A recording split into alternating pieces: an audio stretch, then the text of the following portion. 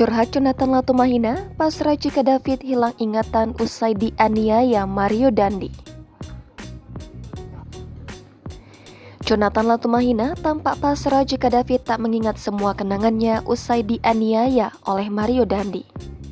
Kabar terbaru David dibagikan oleh Jonathan Latumahina yang masih terbaring di Rumah Sakit Mayapada melalui cuitan di Twitternya @seksiksak pada Senin 20 Maret 2023.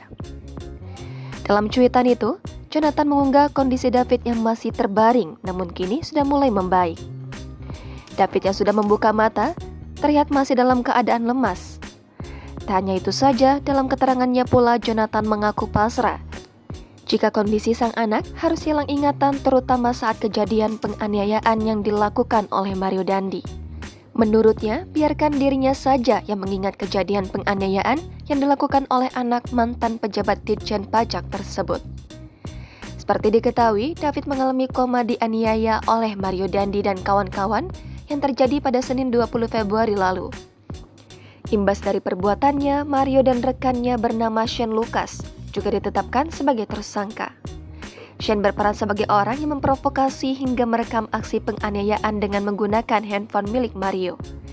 Sementara AGH kini ditetapkan sebagai anak yang berhadapan dengan hukum dan ditahan. Jangan lupa subscribe, share, komen, dan like ya!